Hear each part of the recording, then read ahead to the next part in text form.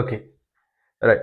So அந்த அடிப்படை பிள்ளைகள் நம்ம வந்துட்டு 2015ஆம் ஆண்டுக்குரிய 7வது MCQ பார்ப்போம். 2015ஆம் ஆண்டு 7வது MCQ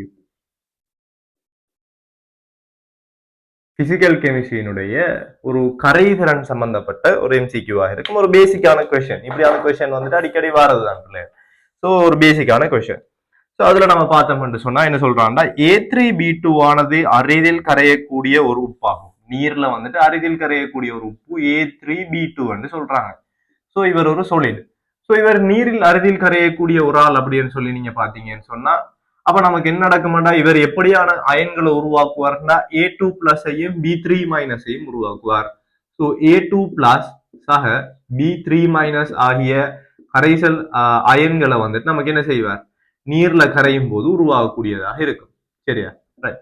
ஸோ இந்த தாக்கத்தை நம்ம சமப்படுத்தினோம்டா, எப்பயுமே ஒரு கரைதிறன் சம்பந்தமான கேள்வி செய்ய போகிறோம்னு சொன்னாலும், பிசிக்கல் கெமிஸ்ட்ரியோ கல்குலேஷன் சம்பந்தமான கேள்வி செய்ய போகிறோம்னாலும் தாக்கத்தை முதலாவது சமப்படுத்தணும். ஸோ அந்த அடிப்படையில இங்க 3 வரப்போகுது, இங்க வந்துட்டு நமக்கு 2 வரப்போகுது. ரைட்.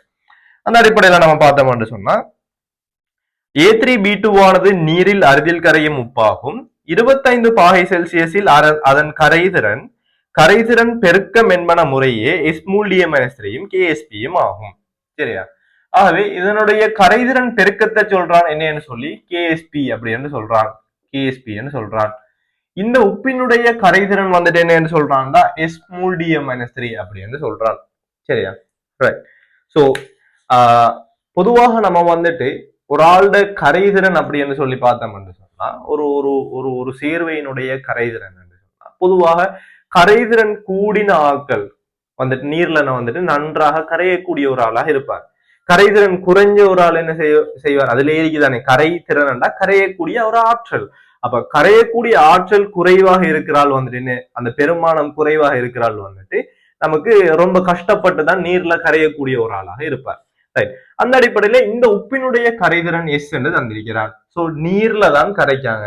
சோ அந்த அடிப்படையில் நம்ம பார்த்தோம்னா இது ஒரு முதன்மையான தாக்கம். ஆகவே இவர் S ஆக இருந்தால் இவர் வந்துட்டு எப்படி இருந்திருப்பார்னா 3S ஆக இருந்திருப்பார்.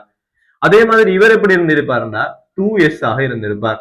ஆகவே நமக்கு தெரியும் ஒரு ஒரு உப்பு அரிதில் கரையக்கூடிய ஒரு உப்புன்னு சொன்னா அந்த உப்புக்குரிய KSP-க்குரிய கோவையை எப்படி எழுதுறது அப்படின்னு சொல்லி பார்த்தோம்னா, அந்த உப்பினுடைய KSP வந்துட்டு எப்படி இருக்கும்னு சொன்னா, இந்த விளைவுகளினுடைய விளைவு யாரு, இங்க A2+ aqueous, அதே மாதிரி இங்க வந்துட்டு B3+ aqueous. சரியா? இவர்களினுடைய இந்த சமப்படுத்திய அந்த கூறு இருக்குதானே. சோ இங்க வந்துட்டு இவர் சமப்படுத்திக்குது 3 சொன்னா, சமப்படுத்திய கூறு 3 சொன்னா அவருடைய கணம் அப்படின்னு வரப்போகுது. சோ இங்க 2 இருந்துச்சுன்னு சொன்னா அவனுடைய வர்க்கம் அப்படின்னு சொல்லி வரப்போகுது. ஆகவே இந்த கூறினுடைய KSP அவன் ஆல்ரெடி தந்திருக்கான் என்னன்னு சொல்லி KSP என்ன தந்திருக்கிறான். சோ இந்த KSP சமன் நமக்கு சொல்லலாம் இவருட கரைதிறன் என்ன, A2+ கரைதிறன் 3S என்று நமக்கு தெரியும். சோ 3S கணம். சோ 3S கணம் என்று வரப்போகுது. ரைட்டா?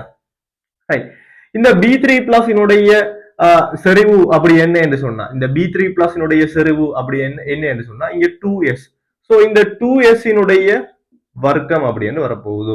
சோ நமக்கு தெரியும் இது வந்துட்டு என்னத்தை குறிக்குதுன்னா, இந்த இந்த நார்மலாகவே வந்துட்டு நம்ம இப்படி A2+ இப்படின்னு சொல்லி போட்டோம்னு சொன்னா, நீங்க பாத்தீங்கன்னா A2+ இப்படி 2 பிராக்கெட் போட்டிக்க மாட்டா, இந்த பிராக்கெட் வந்துட்டு என்னத்தை குறிக்க மாட்டா, செறிவைத்தான் குறிக்கும்.